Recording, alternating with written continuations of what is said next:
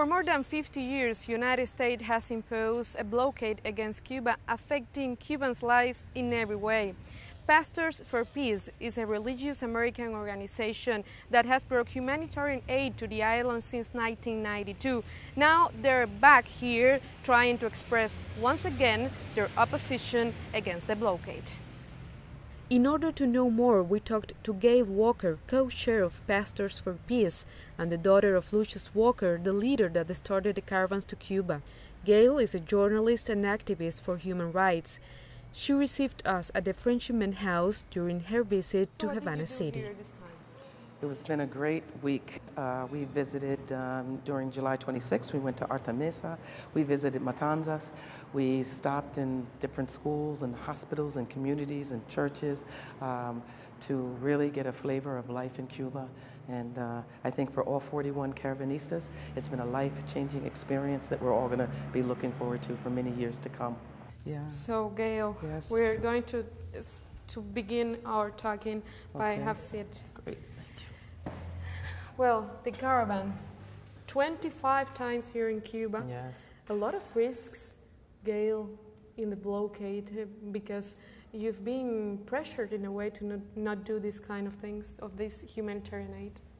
Yeah, it's been a really important project for those of us in the United States who are opposed to our government's policy toward Cuba.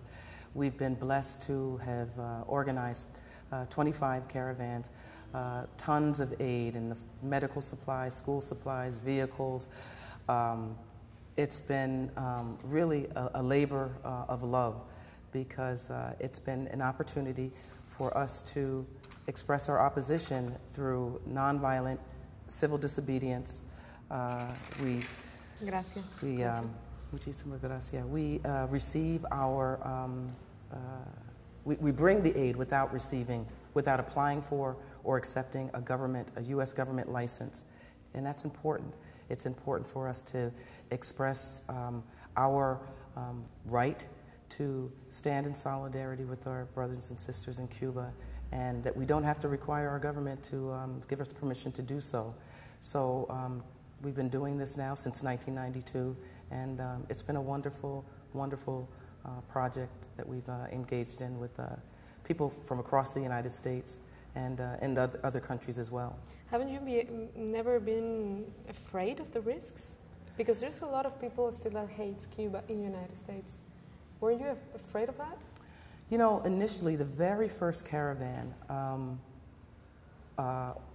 this project was organized with the vision of my late father, Reverend Lucius Walker, and he had a way of just envisioning, something. If we said he was going to do it, he would make it happen. I wasn't sure that we could do this. I wasn't sure that we could actually go up against the government, go up against a policy that has, prevented travel, prevented the exchange of material goods, and actually successfully accomplish that.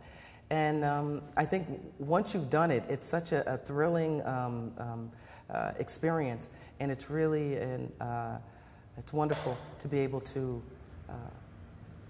be involved in a project. It's like a satisfaction. It is. It's incredible satisfaction, and to know that you're on the right side of an issue and supported by so many people across the country, the United States, and indeed the world. So it's been at times frightening, but thrilling.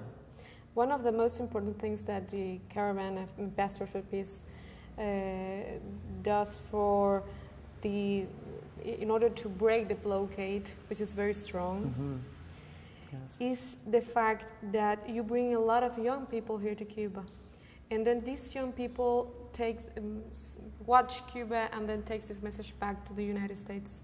Do you think after these 25 caravans, in a way, you've changed the idea of Cuba inside the United States? That's one of the most exciting aspects of the project, is that it's really an opportunity for people to come to Cuba, to see the real Cuba, and to really dispel the myths that are circulating across our country, the United States. The media is relentless in its negative portrayal of Cuba. I love to share this little antidote, that there are times when there might be a storm, a hurricane that's coming in the region, and the meteorologist is there on the television showing the map of the region, and Cuba is nowhere to be found. I mean, that's how pervasive the negative thoughts and attitudes are toward Cuba. The wonderful thing about this project is that people can come, talk to people, talk to everyday Cubans, realize what the real situation is, and share that when they return home with their neighbors and schools and hospitals and wherever they might have friends and supporters. The fact that we have young people participating in this project in that way is incredible, because that's hopefully the future. We're going to have a young cadre of people who see and understand Cuba and its reality in a different way. So it's wonderful to combat those lies and that campaign of misinformation. One of the ways in which Pastors for Peace have broken the blockade is to bring here humanitarian aid. But there's been other ways in which you've been doing that. Why originally did you decide to do this? Because, I mean, you're a religious organization and have a humanitarian intention, but why Cuba? Well, we began organizing the caravans of humanitarian aid to Central America in 1988. I was with my father when we were taking a delegation of people from the U.S. to Nicaragua to learn about the reality there. Ronald Reagan was in the White House, was calling the Sandinistas the bad guys and the Contras the good guys, and we wanted people to go and explore Nicaragua. And during that trip, we were traveling on a passenger ferry that was attacked by Nicaraguan Contra. And in that attack, 2 people were killed, 29 people were wounded, and one of them was my father. And literally, as he lay in the hospital bed that night, he prayed for a solution. How do we respond to this brutality that the Nicaraguan people were experiencing on a regular basis? And he conceived of the idea of delivering a campaign that offered an alternative foreign policy. And we would use humanitarian aid, wheelchairs, medical supplies, educational supplies, bicycles, Bibles, to deliver aid to the people of Nicaragua as an expression of the people's foreign policy, an alternative foreign policy. And while we were organizing our caravans to the Central America region, Nicaragua initially, Honduras, El Salvador, Guatemala, we encountered a gentleman by the name of Reverend Raul Suarez, who is a Baptist preacher from Cuba. He's now a member of the National Assembly, a wonderful, incredible, wonderful man. He and my father knew each other because they're both Baptist preachers. And Raul asked if we would consider organizing a similar campaign to Cuba. Would we come and focus attention on the blockade in the same way? We knew that to do so would require us taking on the blockade. It would mean standing up to our government in a different kind of way. And my father, being my father, determined that we should do this and we could do this. And so in 1992, we organized our first caravan to Cuba. And we used, again, humanitarian aid, these supplies, as a symbol. There's no way that we in the United States could or would want to try to supply all of Cuba's needs.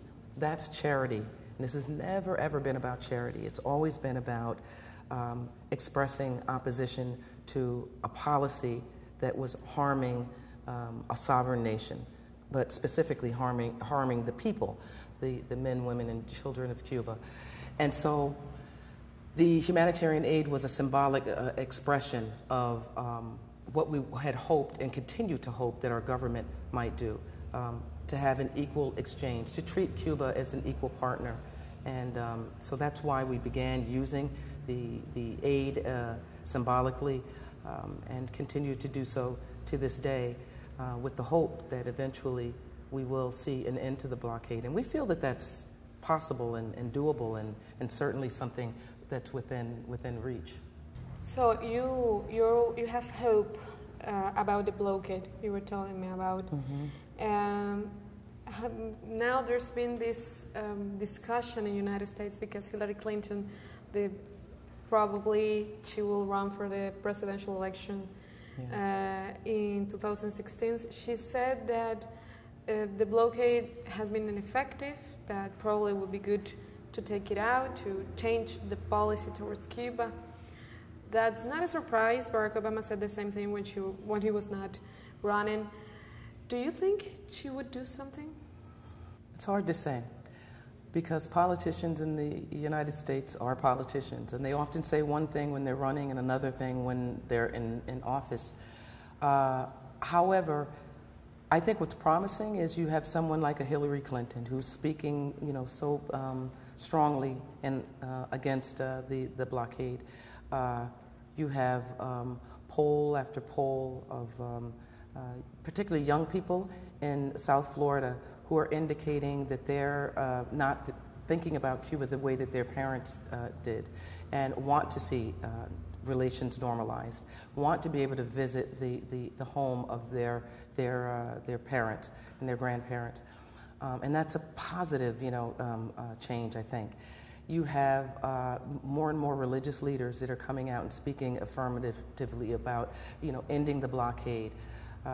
There are increasingly people traveling to Cuba, famous quote-unquote people in the like United Beyonce. States, Beyonce and her husband and others who are just saying policy's outdated, it's ridiculous. So my hope is that all of these elements, are pointing toward the possibility of change.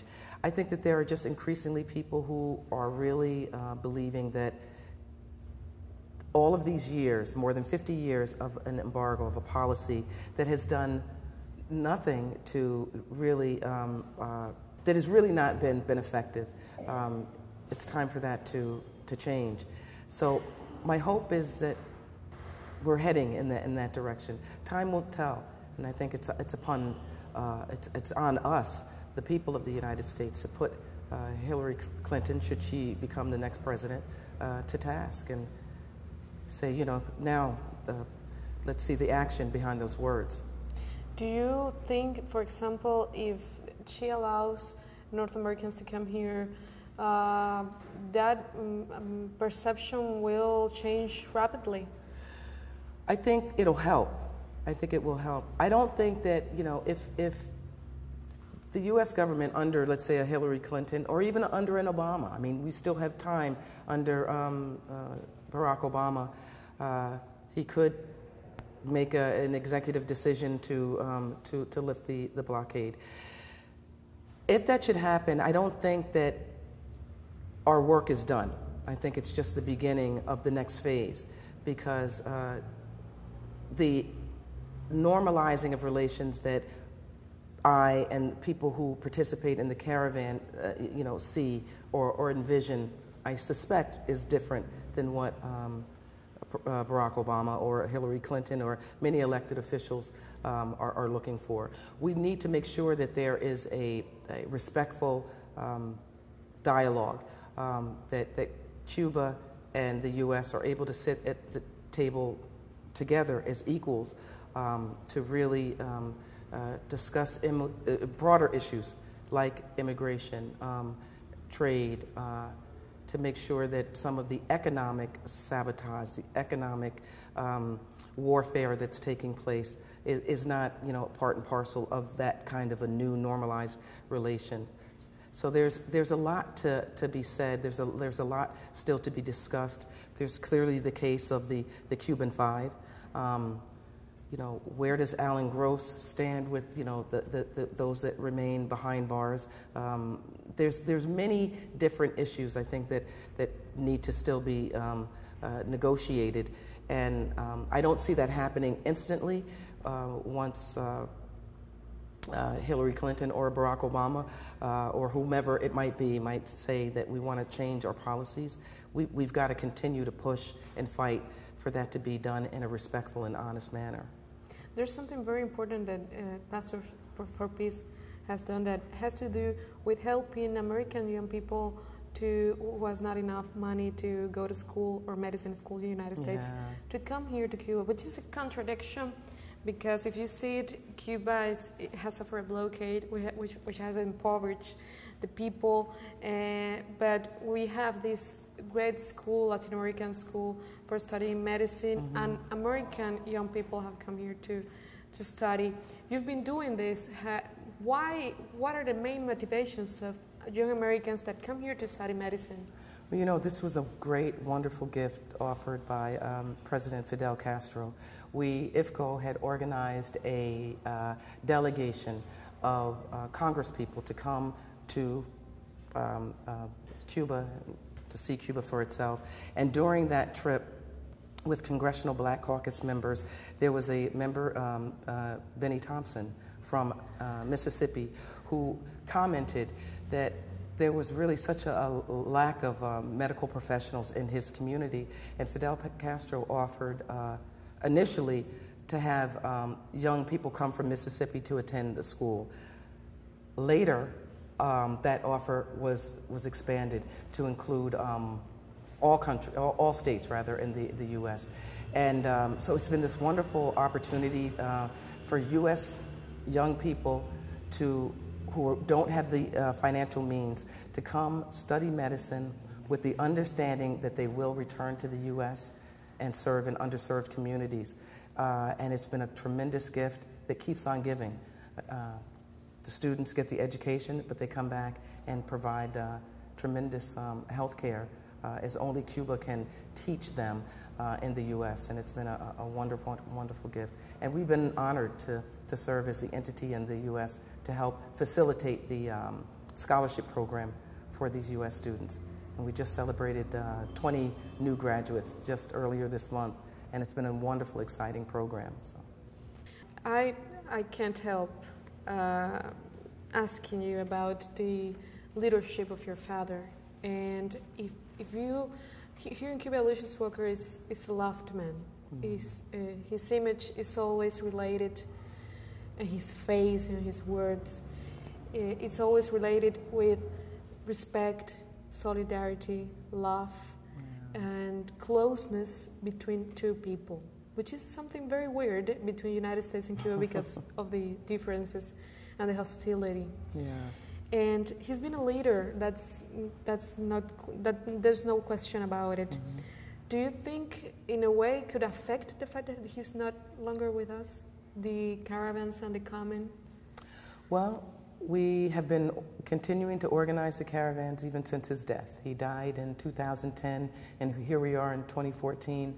I think one of the strongest gifts that he gave us was the commitment, those of us who remained here doing this work, is a commitment to continue to be agents of change, to continue to work in solidarity with our sisters and brothers, not only here, but in wherever there may be injustice, particularly if it's being perpetrated by our own government. When my father was shot in Nicaragua, it was the anger and frustration that it was U.S. tax dollars that paid for the bullet that struck him. And so it was his own government that, in fact, had paid for this. And he was only somebody who had experienced that that particular day, but the Nicaraguan people were experiencing it on a regular basis.